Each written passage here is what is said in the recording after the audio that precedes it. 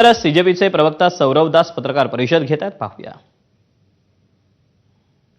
बीच बीच में कुछ ऐसे लोग थे जिन्होंने कुछ पीआईएल्स फाइल किए थे जो थोड़े पॉलिटिकली मोटिवेटेड भी थे। हम ये चाहते थे कि हमारा ये जो युवाओं का मूवमेंट है ये किसी भी तरीके से ये डिरेल ना हो। वो भले ही रोड में कुछ असामाजिक तत्व घुसा के जैसे डिरेल करने का कोशिश किया था उससे, या कोर्ट को यूज करके एक तरीके से ये मूवमेंट को डिरेल ना किया जाए, वो हमारा प्रयास था। तो हम लोग कपिल जी के साथ कांस्टेंट टच में थे एंड लीगल गाइडेंस हम लोगों ने मांगा था। जब 25 तारीख को हम लोगों ने कॉल ऑफ किया ये प्रोटेस्ट, हमारी आशंका थी कि शायद फ्यूचर में जब थोड़ा सा मोमेंटम कम हो जाए या थोड़ा ये प्रोटेस्ट का जो माहौल है वो थोड़ा गिर जाए, उसके बाद शायद ये सरकार इंडिविजुअल लेवल पे लोगों को टारगेट करना शुरू करे। एंड ये बहुत क्रेडिबल एप्रीहेंशन है, क्योंकि आपने देखा होगा दूसरे प्रोटेस्ट में भी सेम प्लेबुक यूज किया गया है। दूसरे जो पहले अच्छे प्रोटेस्ट रहे हैं, बड़े प्रोटेस्ट रहे, उसमें ऐसे ही लोगों को इंडिविजुअली टारगेट करके फंसाया गया झूठे मुकदमों में। तो कॉकरोच जनता पार्टी सारे छात्रों के लिए शुरू से डे 1 से उनको लीगल हेल्प एंड जो अभी मेडिकल हेल्प सब कुछ प्रोवाइड कर रही है। लॉयर से भी कोऑर्डिनेट करके उन लोगों को देश भर में हेल्प कर रही है। तो इसी आशंका पे हम लोगों ने कपिल जी से गाइडेंस मांगा था एंड कपिल सर के कुछ सुझाव थे जो अभी सर बताएंगे हमें।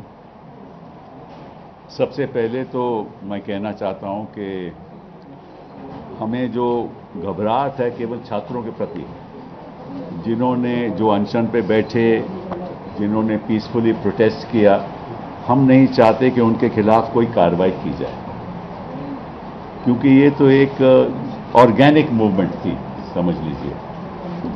और सरकारें अक्सर चाहती हैं, और ये मैं इस सरकार की बात नहीं कर रहा, अक्सर सरकारें चाहती हैं कि किसी तरीके से कोई डिसेंट नहीं हो।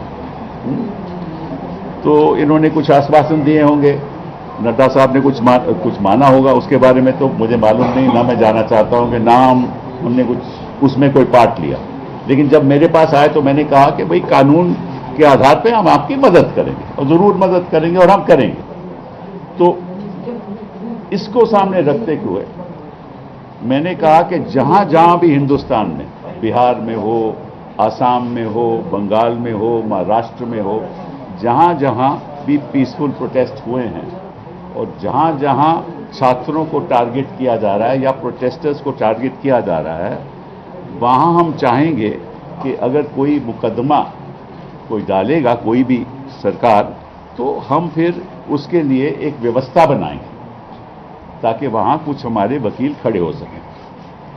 तो इसी सोच के साथ हम चाहते हैं कि कोई कार्रवाई नहीं हो, अगर एफआईआर होती है तो एफआईआर विड्रॉ हो।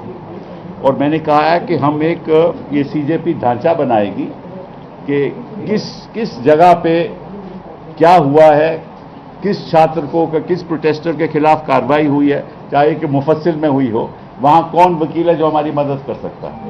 ठीक है, फिर ये लोग वेबसाइट बनाएंगे, मैं नहीं करूंगा, ये लोग खुद वेबसाइट बनाएंगे। उस वेबसाइट पे जो वकील लोग मदद करना चाहते हैं वो अपना नाम देंगे, कहाँ वो रहते हैं, किस तरह से मदद करेंगे, प्रो बोनो मदद करेंगे या उनके पास कुछ थोड़ा बहुत देना पड़ेगा। तो इस संदर्भ में मैंने कहा है कि मैं अपनी ओर से 1 करोड़ रुपया दूंगा, अपनी ओर से 1 करोड़ रिपोर्ट दूंगा, और साथ में ये आग्रह करूंगा हिंदुस्तान के वकीलों को और बाकी लोगों को कि वो भी हमारा इस फंड में पैसा दें, ताकि हम हर जगह जहां जहां भी कानून का दुरुपयोग होगा, जहां जहां भी पीसफुल प्रोटेस्टर के खिलाफ गलत मुकदमे करे जाएंगे, तो हम उनके लिए खड़े, हमारे वकील उनके लिए खड़े होंगे सारे हिंदुस्तान में। तो ये शुरुआत हमने की है। ठीक है, वो फंड केवल